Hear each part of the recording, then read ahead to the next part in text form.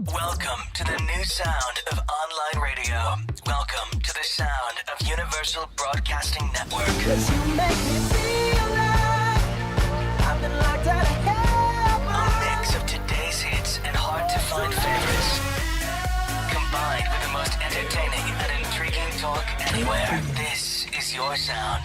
This is the sound of Universal Broadcasting Network at upnradio.com.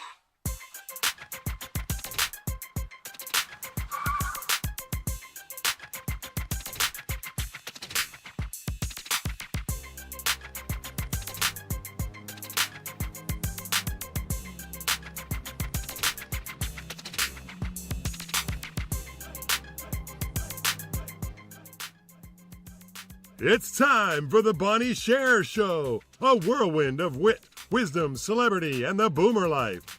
With a little bit of this and a lot of that and so much more you don't want to miss, here's Bonnie.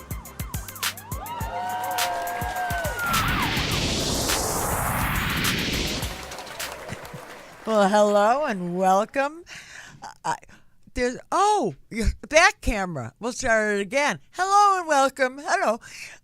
To my new friends, to my old friends, to those of you who are close, those of you who are far, far away.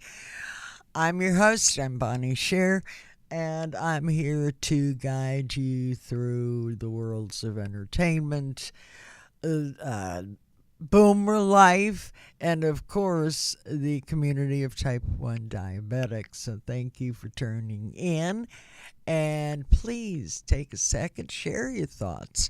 You can call in to us here in the studio at 323-843-2826, or you can tweet the hashtag, that's #BeShareRadio. Now, before we get this show on the road, I'd like to take a minute to acknowledge jazz great, Grammy-winning Wayne Cobham for my super duper theme song. And, of course, to Corey Vaughn of Crown and Anchor Jewelry for allowing me to wear their jewelry in exchange for this promotional message. You can get a hold of Corey. It's Corey Bowen, B-O-A-N. You can find him on Twitter or hit me up at bonniesher.com, and I'll put you together. And so there you have it. Now, when we come back from this first break, we have with us today consumer advocate with more than 30 years of experience, and is a nationally recognized expert on cybersecurity, on piracy, on identity theft, all these things that we need to be aware of in this day and age, and especially shouted out to my boomers. His name is Adam K. Levin, and following Adam is going to be my Type 1 co-host, and that's Richard Vaughn. Richard is from New York State, the great state of New York. Take a listen to this first, please.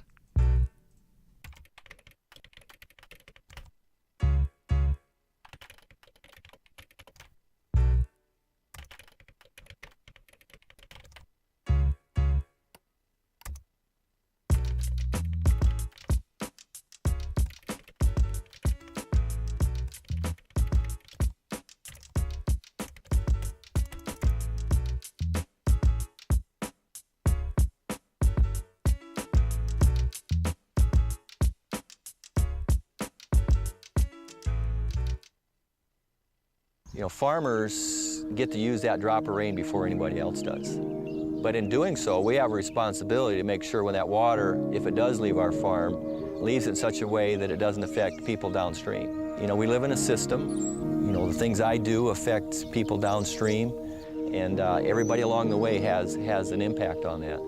And I guess as a farmer, you know, I feel it's important for me to be aware of that and to do the things I can do to protect that water.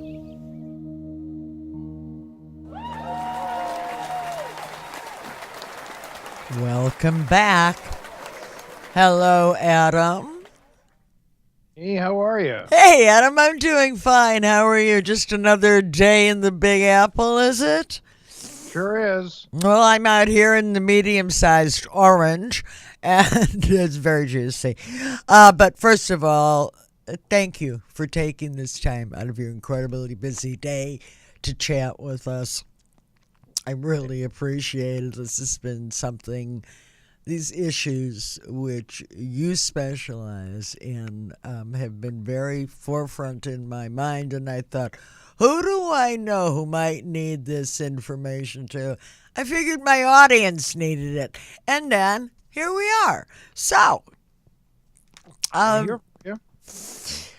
could you explain a little bit about your interest and why this is so important?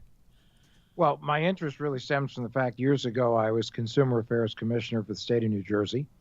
In the early 90s, I started a company called Credit.com, which was one of the not only pioneers in online financial services, but I did that, and we were educators, advocates, and a place for credit-related products and services. Now I have been involved in a new venture, which actually isn't so new. It's 14 years now. Started a company back in 2003, Identity Theft 911, which became IDT 911, which now has evolved to Cyber Scout. And the reason is because we are now global. We have 45 million people through 660 institutions and 770,000 businesses through cyber liability policies. And we also work in areas like election security, identity theft, employee benefits, all really around the topic of A, how do we protect democracy? B, how do we protect our identities? You know, when you say to most people the word portfolio, the Pavlovian response is investments. And a lot of people don't realize that we have other portfolios in our lives, our credit and our identity. And the problem is if any of those three portfolios gets compromised, it could significantly impact the others. And we're living in a world now where breaches have become the third certainty in life behind death and taxes. I mean, everywhere you turn, every time you open up a paper, turn on the radio, turn on your television, what do you hear? You hear all about breaches, the biggest of which is, you know, that happened not too long ago, was Equifax, which even though it may not have, it was a watershed, but it wasn't a floodgate. And the reason, and then we can move on, the reason is that because most of our information has already been out there, because there have been so many breaches, so much oversharing, so much phishing, spear phishing, phishing and smishing, which we'll talk about in a minute, that we're exposed. And this is not just an epidemic. This is a worldwide pandemic that impacts literally billions of people. Do you know that in 2016, over 4.2 billion files, that's Dr. Evil, Pinky to the Lips, B, billion, containing personal identifiable information, these files were exposed, and that's just an add-on to all of the other files that were exposed all of the years that no one was really paying attention. So this is nothing that just started. This has been going on for a long time, but people are finally getting hip to it, and people like yourself have ideas. Let me ask you this. Can I ask you to stand by with me so I can get out another message? And when we come back, I really want to talk about your book. Excellent. So hang tight. We'll be back in a minute. And away we go. When life throws you a curve, it can be an opportunity to redefine yourself, and you don't have to do it alone. AARP is your ally for real possibilities. Dreams to dream jobs, finance, and health. AARP provides the tools and resources to help you achieve your real possibilities.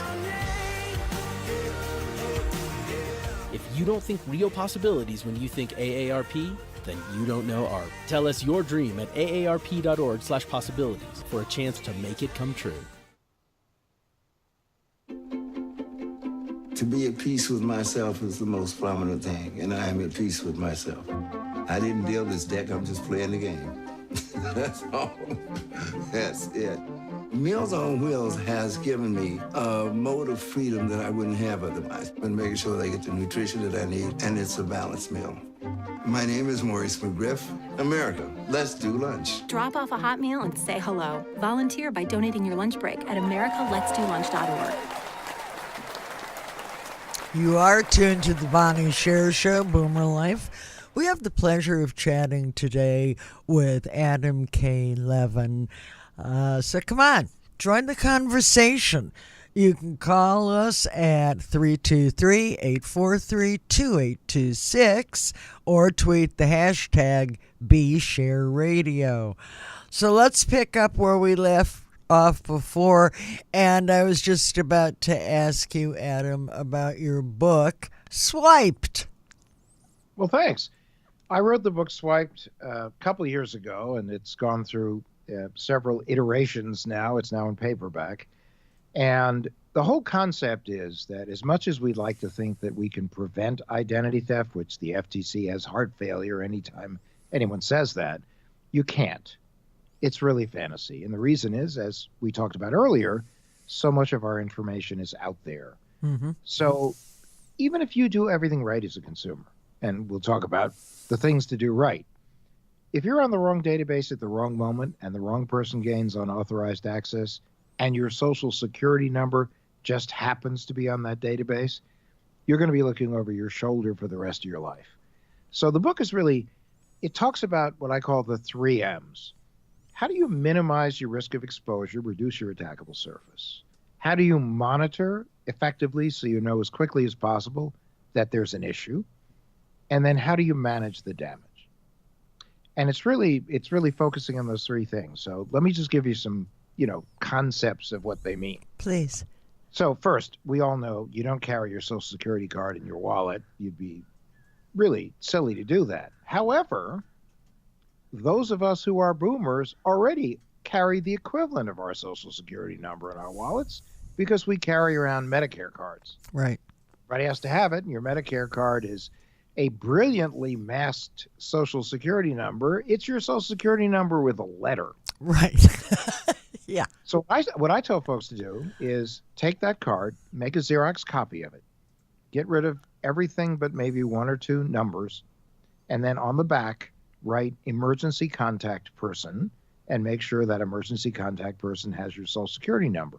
Now, if you know you're going to need that card for a specific medical visit you're making, then take it with you that day. But otherwise, take this Xerox copy. Now, a lot of people say, well, what if I faint? What if I'm in a car accident? What if I'm unconscious? What do I do? Well, that's why there's an emergency contact number on the back of the card. Right. Xerox copy. So that's that. The theory is also covet your information because your information is your asset.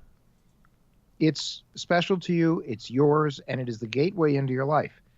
And, as you had mentioned, there are things that happen where people get scammed, and that scam is really the source of how the bad guys get their hands on your information. So a couple rules of the game.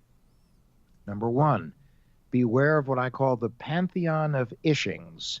There's phishing, which is dear cardholder, dear member, dear account holder. Mm-hmm. There's spear phishing, dear Bonnie.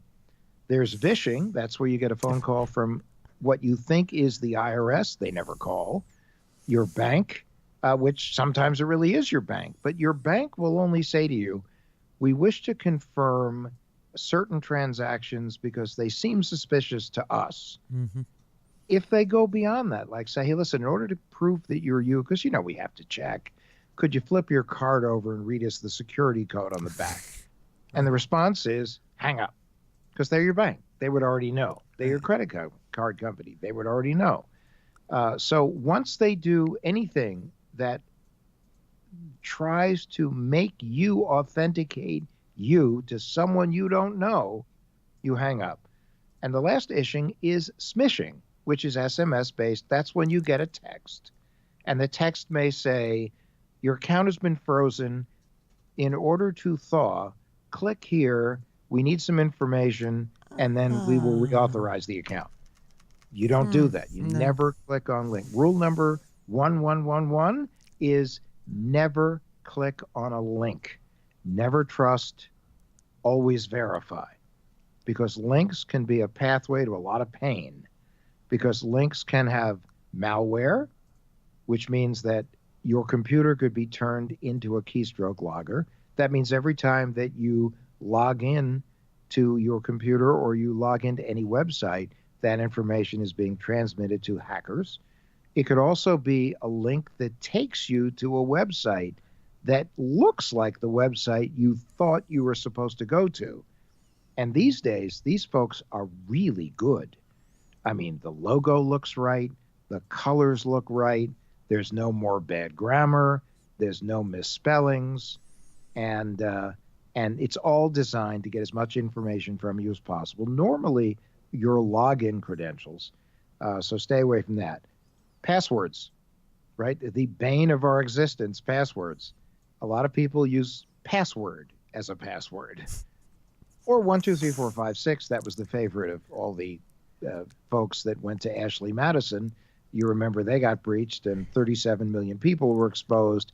It was an adult cheating site, and suicides resulted from it, divorce, bad stuff. Wow. So 1, 2, 3, 4, 5, 6, not really a good password.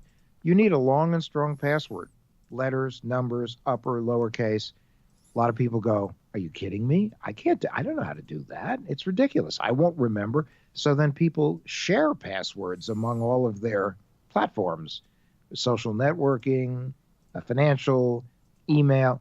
Don't do that. Always have different passwords. So you say to yourself, how do I remember these passwords? How do I make them long and strong? Sign up for a password manager. There are many that are very good. And not only will they remember your passwords, but many of them will actually create new, long and strong encrypted passwords that maybe someone could find them, but they wouldn't be able to know what to do with them. They wouldn't be able to read them. Or you could use a passphrase. Example, the quick brown fox. Now, obviously, since I just said it, don't use it. But everyone has a phrase they can come up with, whether they're 7 words that make no sense to anybody but you. Just make sure that it's not something that everybody that knows you knows is your favorite phrase. Because passphrases are extremely difficult to hack. Another thing is 2-factor authentication. Now, you know where you go on a website and then this thing pops up and it goes, unfamiliar device. Either they give you security questions to answer, or they send you a code that you then enter and then you can continue your logon. That's a good thing, because if someone ever steals your logon information, they won't get the code because you're in possession of your cell phone. Now, let me also give you some advice on security questions, right? Because, you know, people have a tendency to honestly answer security questions. And what happens? Well, because people overshare so much information on social networking, and hackers have a tendency to like friend people, follow people, and they research people. So this is information that can be easily found because people give it away, like your high school, your mother's maiden name, your dog, the street you grew up on, your high school mascot, these kinds of things. So I always say, when you're creating the security question protocol, when they say, okay, pick a security question, give us an answer. If the security question is, what's your mother's maiden name? Lie like a superhero. I mean, does Clark Kent tell you he's Superman other than Lois Lane? Does Batman, does Bruce Wayne say, I'm Batman? No. So lie. If your mother's maiden name is Sher, say that it's Schwartz or Brown or Green. Doesn't matter. All that matters is that when they ask you that question again, whatever answer you originally gave them is the answer you give them, because it's about consistency. It's not about veracity. Understood. Wow. So much information that, and when you speak of it, it makes such sense. But I know I get lazy myself. Another password. I don't remember breakfast. Now I got to be clever again. I think what I definitely could use is one of those managers, although I hate being managed, Adam. But anything is, I mean, it's a lot better than having to wipe everything out and start fresh. I've gotten myself into that. Adam, I wish we had longer, like a lot longer, but before I let you go, would you please share with our audience how they may follow you and like that there, your social media, whatever, however you like to be visited? Well, now that's an exciting concept. I knew it would be. It's still me. Yeah. Well, you can get me on Twitter, Adam_K_Levin, at Adam_K_Levin. You can also come to adamlevin.com, and that is a website that we've created for not only content about the book, which is called Swiped. Also, you could come visit us on cyberscout.com, and you learn a lot. You'll see all the things that are available to you, and every day there's new content, new information. Sounds fabulous. Yeah. Well, Adam, thank you. Really, thank you so much. This is such an important conversation. And I knew the right guy to explain it to us. So I thank you. Be well. We'll talk soon. Thank you again. Bye-bye. Thank you for inviting me, and have a great day. You too. Bye-bye. I love information like that. It's new, and I understood what he was talking about. That, for me, for this particular boomer, well, that's pretty terrific. Now, as we go to break, I'd like to take a minute to acknowledge the very important work of the Diabetes Research Institute and encourage you to support their efforts. You can visit them online at diabetesresearch.org. Our song of the day is coming up next, right after this. Type 1 diabetes can be living in anyone. Type 1 diabetes is when your pancreas doesn't produce insulin. It's not caused by your diet. It's not caused by anything you did. Type 1 diabetes can be very serious. Blindness, amputation. Learn more about type 1 diabetes. Help support JDRF finding a cure. T1D looks like my brother. T1D looks like a friend. Type 1 diabetes looks like me.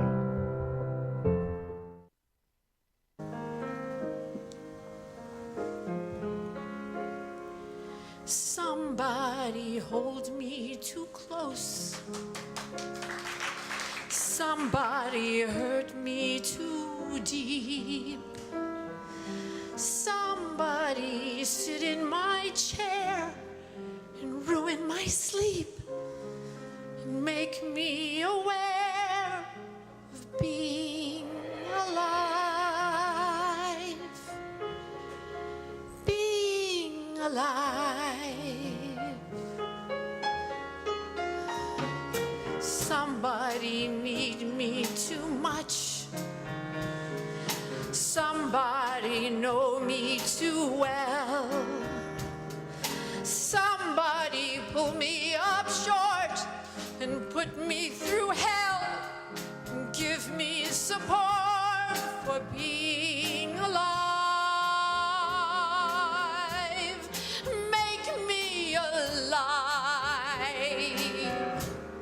Make me alive.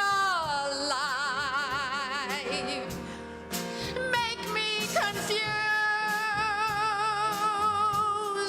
Mock me with praise. Let me be used. Vary my days. But alone is alone, not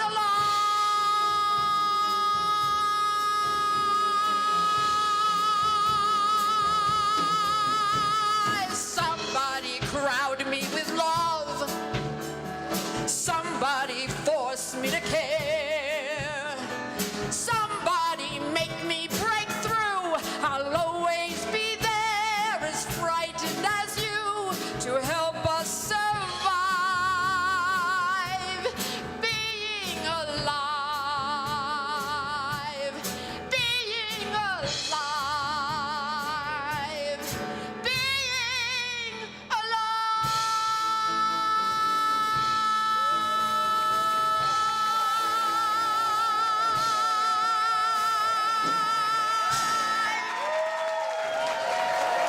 And another goosebumple moment from the fabulous Sherry Lewis. Welcome back to the Bonnie Sher Show. My co-host for this segment is Richard Vaughn from the great state of New York. Richard, are you with us? Yes, I am. Yay. Hi, Richard. So how is it in that beautiful area of Hudson Valley? we had I don't know whether it was sleet or hail, but we had some of that today. Early winter. Somebody just told me it was 70 degrees there. They lie. And I think well, that's very nice. So just remember, even though you're being pelted by sleet, forget about it. It's 70 degrees. Excuse me. Okay. Richard, I know you're well known throughout the Facebook T1 community, but for those who may not know you and your story, go ahead. Start off with how many years you've been a diabetic, please. I was diagnosed in 1945 when I was 6 years old, so that's 72 years now. And you didn't get it right yet, huh? No, you are amazing. Also, what I've read is that as far as complications are concerned, you really haven't suffered many. You must take extremely good care of yourself. Nothing serious. I have some neuropathy in my feet and legs, but it's not bad. I don't need any medication. And other than that, I do not have any diabetes-related complications at this time. Well, thank God. Okay, going to the next question. You had a photo that was of a bottle of insulin from the old days. I think we're seeing it now. Things were very different. I was diagnosed in 1968. And I can remember things like boiling my syringes. We had test tape. We had little tablets that burned, got really, really hot and changed color. And that's where I came in. So tell me, if you would, what preceded that? And could you have imagined this kind of advance in these years, or would you have thought there would be more? I mean, what you're talking about is called Climatest. Yes. Those were the little tablets. Yes, that I burned my. Yes, I remember those. And I remember that we had to save up urine a little bit from every time we voided, and then put that into a jug, say, shake it up, and then pour it into a little bottle. Luckily, you had a drain to put in, because you can't cry over spilt urine, I learned. And that was it. So we had no idea. A1C? Not what A1C? I didn't see A1C started in 1776, and my doctor started with his patients in 1980. Oh, is that how it went? I see. So, Richard, do you have any, I don't want to call them tricks, any, tricks works though, any advice on, in terms either of spacing? No. I have a question first. Are you on MDI or are you on a pump, and are you on a sensor? Pump. I'm starting my 11th year with pumping. and I am using a sensor separate from the pump. Yes, I've used the sensor starting in August of 2015. And from what we had before to what you see we have now, when I hear people talk about, well, I don't know why they can't come up with a cure. All they give us is like new toys. Well, I mean, I can understand that, and it's not, and I happen not to be a conspiracy theorist, that anything is being held back from us. I think this is a worldwide issue, and we're interesting, but we aren't all that. Do you find that it's made a difference? Like the old pork and beef insulin as opposed to the analogs that we have now. Are you comfortable with what the changes, and do you see that they've helped? Yeah, they are difficult, so totally different from the way it used to be with my situation, and I hesitated even because I was doing fairly well in the early years, and I hesitated to take on something new because it was so different, but I'm glad that I did. I'm glad I'm using a pump. I'm glad I'm using a sensor, but I hesitated for quite some time. I could have started a lot earlier. I know a few people who started using a pump as early as 1980. I didn't start until 2007. Still had a year on me. They've been around a long time. Yes, they have. Yes, they have. And so you mentioned that your pump, so you don't have what they are referring to as that closed loop like they've come up with for Medtronic, and you're operating now. As it happens, a lot of people are going to wind up having to do that. Because we still haven't seen a sensor come out of Medtronic to go along with this for the most part. There are people who had that priority deal. They bought the 630, which put them in line for the 670. And of course, even if you can get a hold of the 670, the new thing is, well, there are no sensors for them. Well, I found out after doing some research that is not true. Yes, it's certainly been more difficult since the hurricane hit Puerto Rico, which is, where all of this is manufactured. But Edge Park does have the sensors. Find out if they're on your insurance plan.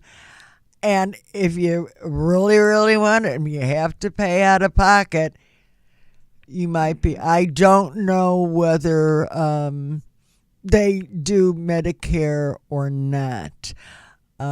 Although just about all the newfangled stuff, and it'll be interesting to see what happens in December with the latest of these configurations, which they claim you'll be able to buy in a drugstore. And that's, what is that, the Animas Vibe, I believe.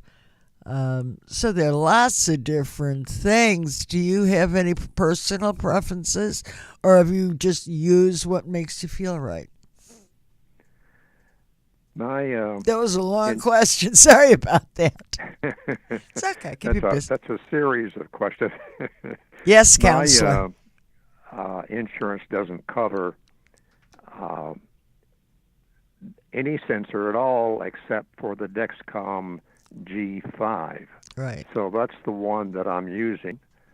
And I couldn't use the Medtronic 670 because its sensor would not be covered.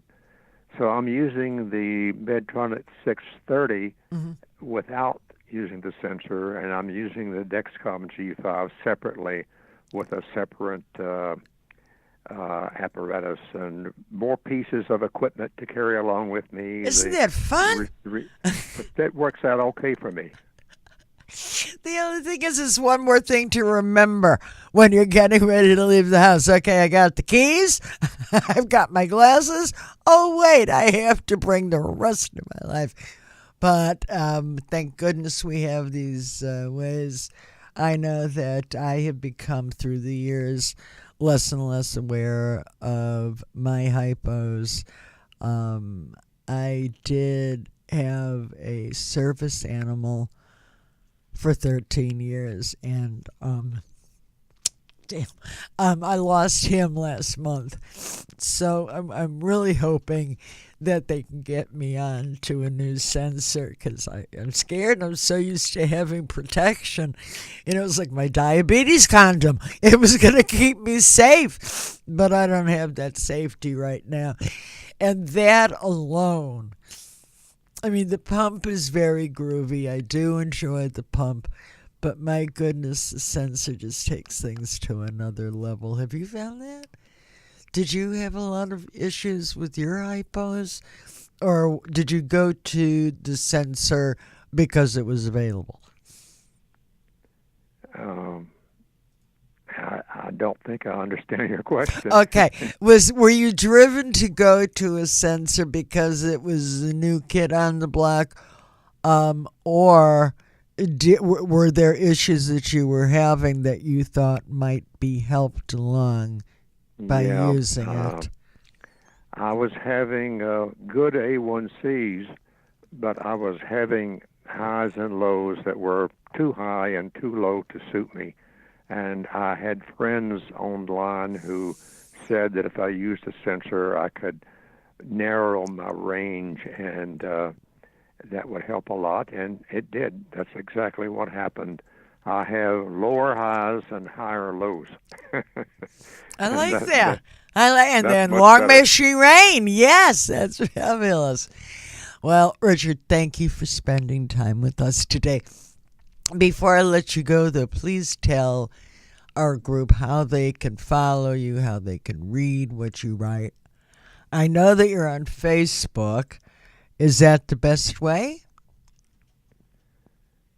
The best way, I advise all people who are diabetics, and some of them don't even know that there's support groups online. And the best ones I've found are on Facebook. I don't think there are any better ones out there.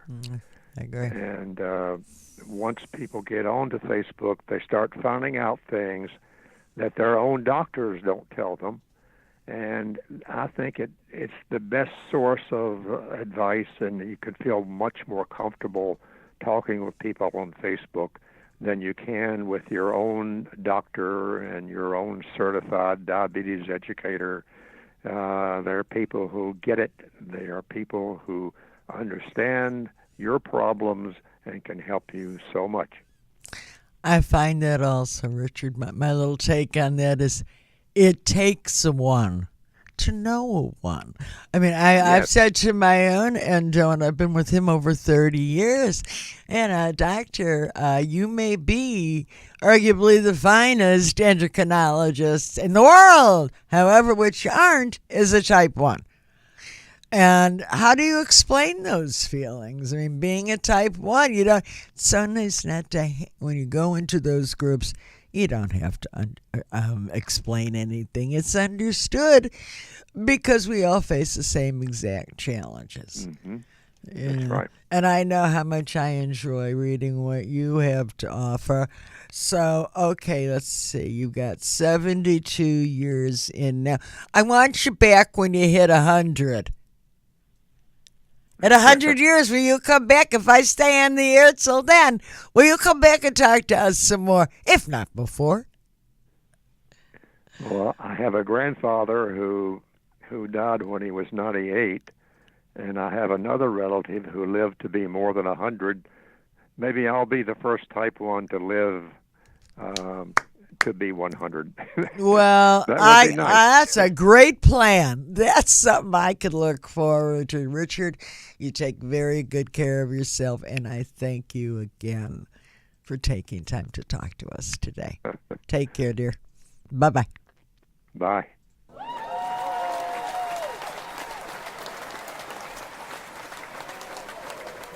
Well, that was Richard Vaughn, a type 1 diabetic for 72 years, on his way to 100. My God, what are you laughing about? We can do it. Now, speaking of guest hosts, if any of you all are a type 1 diabetic and you would like to occupy the chair here of my T1 co-host, it's very simple. All you have to do is go to BonnieSher.com. Write to me at Bonnie@BonnieSher.com. Tell me of your interest. I'll get back to you shortly thereafter, and it's just that easy. I hope to hear from you. Okay, so we did that. My computer's taken over a life of its own. You know what? It's time for another spot. Let's hear this. I live in Brooklyn, New York, and I'm a social worker. When I found out that I had hepatitis C, I was a single mother, and I was absolutely terrified. The Centers for Disease Control and Prevention, the CDC, estimates there are close to 3 million baby boomers infected with hepatitis C. Because there can be no symptoms for decades, most don't even know it. But if detected in time, Hep C can be cured, and the treatment is simple. Today I feel great. I'm a healthy 65-year-old. I bike to work, I go to the gym, and I've cleared the virus.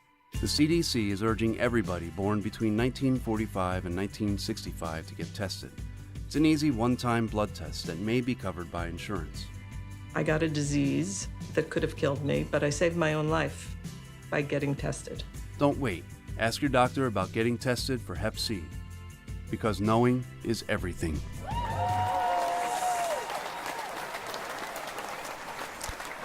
Today's Boomer News comes to us from Pfizer, and it is entitled Patti LaBelle helps boomers get a new attitude. Patti LaBelle is looking for backup singers, 65 and older, who boom. I'm so excited. I mean, just to sing one note in front of Patti, it's just like, I'm done. That's it. I'm good. Hi, Patti. Hi, sweetie. I am such a big fan of yours. Thank you very much. Wow. Well, right now, girl, you better sing. Terry, cue it up, baby. What the singers don't know is that we rigged the microphone so it sounds like they have pneumococcal pneumonia, a potentially serious but vaccine-preventable disease. I'm feeling good from my hat to my shoes. Know where I'm going and I know what to do. I tidied up my point of view. I'm in control of my ways of you. 'Cause I got love like I never knew. Then, Patti let the singers in on it. I got you. Even if you're healthy, pneumococcal pneumonia can strike anywhere, anytime, and keep you from doing the things you love.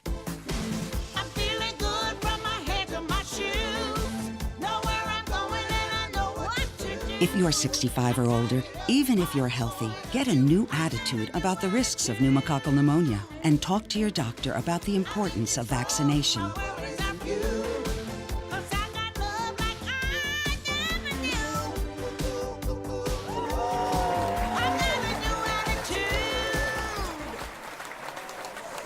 I have a pretty good attitude myself, but I don't know. It's new. Now, the views from my soapbox, which, of course, is my take on who I think got it right, and the other side who probably should be ashamed of themselves. So let's start out with the fact that I want to give a shout out to the bravery of the women who stepped out, and they've stepped out to bring to light the sexual harassment, the sexual abuse, and sexual assault. It's a terrible position to have to be in, and they're handling it with grace. My shout down is to the very idea of the proposed tax plan, which of course was voted in by Congress, and however not yet by the Senate. And what they've included in this little parcel, well, this is, they have proposed and now tried to pass an exclusion. This is bill was signed initially, I believe, in 2002, which was to enable deductions for school teachers for supplies which they bought. It was temporary in 2016, and it was for $250. In 2016, it was deemed permanent, although no money was added. It was still $250, and yet now the powers that be want to take away this little bit of money from our teachers. Our teachers! I just don't get it. I just don't get it. So, what are you going to do? Do something. Let's do something. I hate that attitude, but let's do something. But before we say goodbye, I want to thank my guests today, Adam K. Levin and Richard Vaughn, for being here with me. And that's our show. And I hope you'll be back next week for another 50-minute trip through the land of Bonnie, boomers, and the T1D community. And until then, you can follow the number if you would. Number 1, Bonnie Sher on Twitter, and like the Bonnie Sings Lena, Lena, Facebook fan page. I think most of you are aware by now of the role that Sammy Davis Jr. played in my life. He was my mentor, and he was also my friend. So I like to end this show sort of Carol Burnett style, with a wink and a nod and a thing to you, Mr. D. See y'all next week.